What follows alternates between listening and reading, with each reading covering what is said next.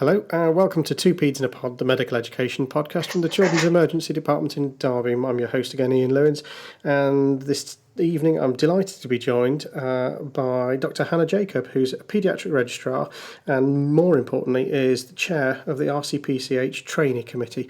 Good evening, Hannah, and welcome to the show. Thank you. Thanks for having me. Really interested in sort of thinking about your role as chair of this committee. I guess going back then, what's your day job? What do you do normally for a living? So I'm an ST6 in general paediatrics. So I am doing a mixture of kind of general and specialty jobs, and with the intention of being a general paediatrician somewhere at some point. That sounds about like the state of my planet, yours. And whereabouts are you based? So I'm a London trainee, so I'm doing the rotation mostly in North London. Okay. So how did you come to be chair of the RCPCH Trainees Committee, and why, I guess, is the first question.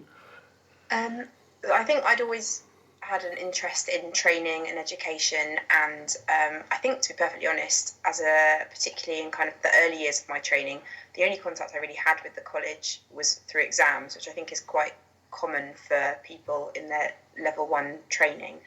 And as I became kind of a more senior SHO junior registrar, I kind of got a little bit more interested in what was happening, not just at a local level or a regional level, but thinking a little bit more nationally. And I think I, by chance, stumbled upon an advert. So each month the college has a vacancies on committees page, and I saw that they had a vacancy for a recruitment representative on the trainees committee. And so I applied and was very lucky to be successful. And so I've actually been the recruitment representative for the last 3 years, so sitting on the trainees committee, but involved primarily in thinking about recruitment. We've organised foundation events for interested foundation doctors and final year medical students in paediatrics, working to improve the careers pages of the website, and thinking about how we support both medical students and foundation doctors. So we've set up the UK Aspiring Paediatricians, which is the UCAPS, which is kind of an umbrella organisation designed to support medical school paediatric societies and foundation doctors interested in paediatrics and child health. So that's been really exciting and a really good opportunity to get involved with thinking about the future of paediatrics, and also to get to know other fantastic trainees and trainers around the country, as well as the college staff. Okay. And I mean, you know, as a medical student or in your early years, was it getting involved in committees something that you did a lot of? Is it just sort of natural progression for you, or was it something else? I don't think that I'm one of those people who kind of particularly thrives on committees, and I suppose that in a way it's a credit to the college and to the trainees committee in particular that I have felt particularly like this was something I wanted to be involved in, because it feels like a really dynamic committee, and actually it feels like the people at the college staff, but also the consultants who hold kind of the positions at college as well, are really interested and engaged with hearing the trainee voice. So I suppose it's a combination of feeling like it's a dynamic committee, but which gets things done, but also that people are listening, and I think that's a really important feature of the committee. So, I mean, how much kind of commitment do you have to give? You know, as an ST6, you're training lots, you're looking towards consultant jobs. What sort of, somebody looking out say, that might be interesting, what sort of commitment do you have to give? Yeah, I mean, I think it depends a little bit which of the roles that you do. So I'm now, recently took on the role of chairing the committee, and I suppose that is a bigger time commitment. There's quite a traffic of emails, as you might expect, but also I'm obviously representing the trainees at a number of other meetings, including College Council, which is the kind of overall committee that is kind of overseeing the wider remit of the college and their activities. But I think it depends a little bit, and I think that one of the things that's really important for people to understand and to know, I suppose, is that actually whatever level of commitment you feel able to provide is definitely worth thinking about, because actually there are lots of little projects ranging from from small projects to enormous projects going on, and actually people are really keen to have trainees of all levels involved. In fact, it's really important that we have trainees of all levels involved. So if there are things that people would like to do, or if they've got ideas about new things or new projects, definitely get in touch. My contact details are on the college website, and it would be fantastic to hear from you, because I think that there's a place for everyone, and we really want to work to kind of widen access to college affairs to as wide a range of trainees as possible. And so on your sort of, say, standard committee meeting of the Trainees Committee, how many other people tend to sort of come along to those, and what generally are their roles? So there's about kind of probably at each meeting, probably about 25-ish of us.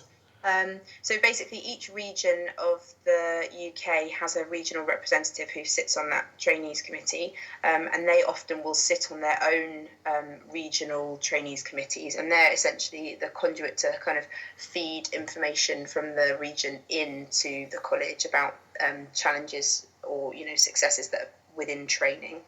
And then there's a number of subject representatives, so kind of less than full-time representatives, recruitment rep, there's an assessment and exams rep, and a number of others. So it's a relatively large committee, and I suppose that's why I particularly mentioned that it's brilliant that it's so dynamic, because I think that there is a tendency, and I fully understand people's experience of committees is often variable in terms of outcomes, but I think it's a very dynamic group. We've obviously got representation from around the country, so there's lots of different ideas, different kinds of contexts in which people are training, and actually it's really it's exciting to have all those people come together and actually have outcomes that from those meetings and actions. So there's a lot of work done remotely in between the meetings, I suppose, to kind of move things forward. And when you're meeting, is it largely just trainees, or do you have other representatives from the college itself? So our trainees committee meetings are the members of the committee, so the trainees, and then we have David Evans, who's the vice president for training, who is there every single time, and then an assortment of other college staff and college officers who join us. So it depends a little bit what we're talking about, but certainly the president has often come in and Russell has attended our recent meetings, perhaps not for the whole meeting, but for kind of particularly relevant aspects of it. And then a range of college staff will come, say we're talking about the website, so then someone from the website team will come, or if we're talking about recruitment, then someone from their team will come. It depends a little bit what's on the table, but certainly I think we're very open and encouraging of people coming, and I think it's really important that we get input externally. One of the things that we do is something called show and tell. So trainees in the regional representatives can suggest people from their region who've done exciting or innovative projects that they can come and share with the committee, because one of the things that we obviously want to do is to try and share good practice as much as possible. And that's been fantastic. We've had a whole range of different things. And I think that's a really important way in which people can kind of feed in, and we can spread good practice. Okay, sounds excellent. And thinking about what your views are on the sort of main function of this committee, is it to give a voice for trainees to sort of say other people within the college? Is that how you view it, or? I think it's partly that. I think it's two-way, really. I think it's really important that the trainee voice is coming in, both to the officers at the college, the paediatricians, but also the college staff.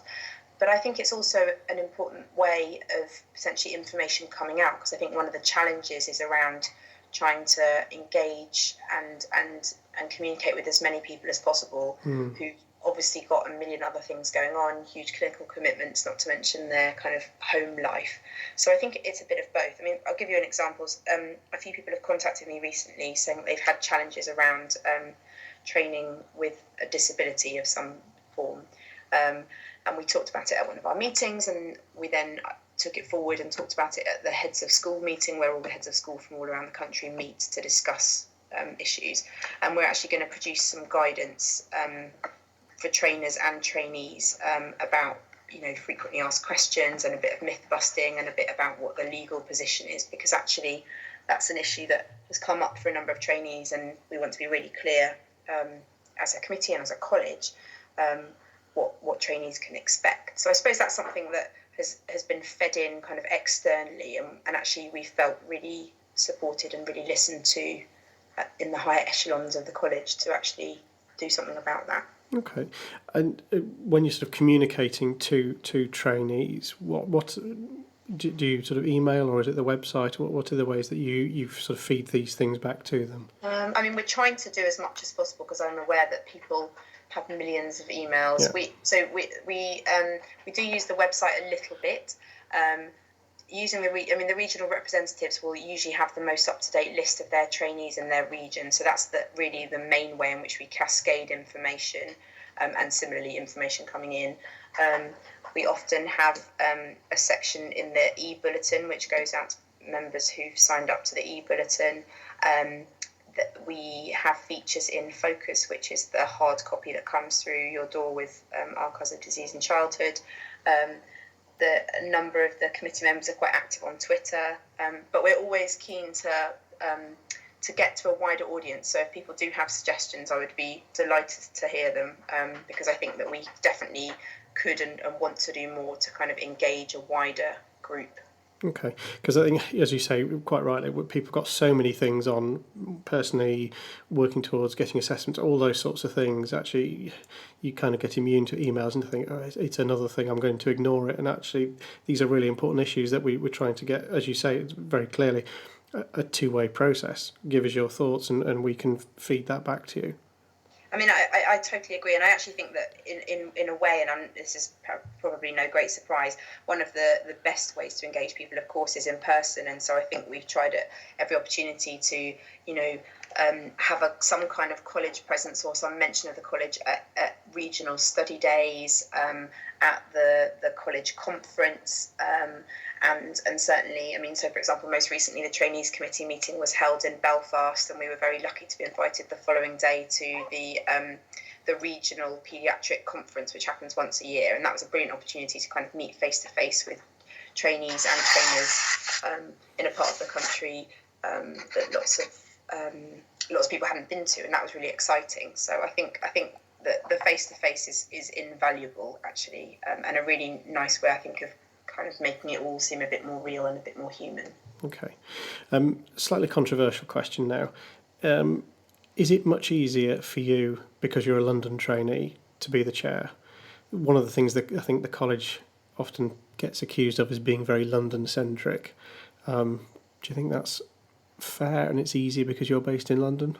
Yeah, I mean, that's a criticism that I've heard levelled many times. I think there's a real feeling among the doctors, the clinicians, but also the college staff about really working hard to move away from that. And I think, the college itself is obviously in London, and I think that does have an impact in many ways because, of course, that ends up being the most logical and often the cheapest place to hold meetings.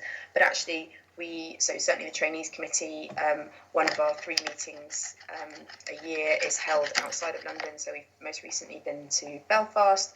Last year we were in Cardiff. Next year we're going to be in Newcastle. And I think that's a really important way of kind of moving the college away from the southeast. I think having regional representatives from each part of the country on the committee is another really important way that we get much more balance in what we do. Similarly, with the foundation events that we've been doing for foundation doctors, we've really very consciously tried to be as UK-wide as possible. So there was an event just last week in Liverpool, and before that in Bristol. And certainly I know the college on a wider level runs lots of courses outside of London. I think something like a third of their training and courses are run outside of London. So I think it's definitely a criticism I've heard lots, and I think that there's lots of work to address that. And certainly, again, I think if people are keen to host meetings, if people are keen to have the college come to them, I think there's a real sense in which people would be very glad of the invitation. Okay, well, that's really good to hear. From your perspective, then, moving forward at the moment, what do you see as the sort of key issues that face your committee? I mean, one of the things that I know we've briefly talked about on Twitter is that of recruitment to paediatrics and the state that we're in at the moment? Is that something that you're heavily involved in? Yeah, I mean, I think that occupies a huge amount of my thought. I think it is clearly an issue, and I think retention has perhaps been a slightly more long-standing issue, and I think now more recently recruitment. I think it's a challenge that has got lots of different causes, and I think as a result we need to have a kind of multifaceted approach in a way. I think there's some kind of top-down stuff around national pilots looking at less than full-time working, for example, for kind of work-life balance reasons. But I also think that there's a huge amount of kind of bottom-up stuff that's really exciting. So these foundation events, supporting the UK aspiring paediatricians, having aspiring paediatricians sessions at the conference, prizes organised by the college. But I think also just the human interaction day to day, actually having foundation doctors for taster weeks, engaging the medical students when they're on your ward, spending the time teaching them, because people really value that, and actually it's those individual interactions that are the reason that people end up applying for paediatrics when they do.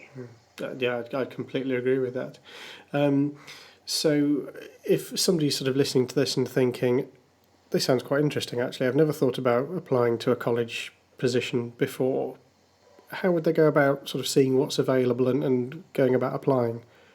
So if you look on the college website, there's a committee vacancies page. So if you can literally put in the search engine committee vacancies, and that will tell you all the different vacancies that are open currently. If there don't seem to be any that fit your particular interest, then definitely get in touch, because I say there's lots of opportunity to be involved in particular discrete projects, even if you don't feel able or don't feel particularly like any of the positions currently are of interest to you. We'd really love to hear from you. Okay, well that's great, and certainly we can encourage and put a link up to where people can look for that. Moving on then, one of the things I've seen an awful lot of recently on social media, Twitter in particular, is this Project 2040. Now, I know nothing about it. What is Project 2040? Okay, so Paediatrics 2040 is a really exciting project driven by the college, and it's really, I suppose, a chance to be a bit more proactive in thinking about how we want and how we hope that paediatrics is going to look in 21 years hence. I think, I guess the background and the context to this is we're all very aware that the nature of our lives, particularly in clinical medicine in paediatrics, is so often reactive. There's some immediate disaster, and you have to act now. And I suppose this is an opportunity to kind of look up from the page and think, well, how could things be in 2 decades' time? So essentially, a big call was put out for people to get involved. I think it's fair to say that everyone was astounded by the number of applications. It's really exciting to have people from very junior medical students to very senior consultants apply to be a part of this project. And essentially, there are 4 working groups, which each have a kind of core group and then a wider consultative group. So the first is around data. So this is basically looking at the best data that we have about how many children and young people there'll be by 2040, what their disease burden will be, so kind of modelling the likely changes in the prevalence and incidence of particular diseases, and thinking about what implications that might have for workforce effectively. Okay. The second stream is innovation, so thinking about what technology is available, how it might affect our practice. So thinking about genomics, thinking about the use of applications, thinking about wearables potentially, virtual reality. So there's a lot of really exciting stuff there, and thinking not just about the actual technology, but about how it might be used. Because of course, lots of this stuff actually exists. And I think one of the things that's very interesting is thinking about how we democratise that to some extent to widen the access, so that you don't just have to be in a super duper specialist centre to have access to all this stuff.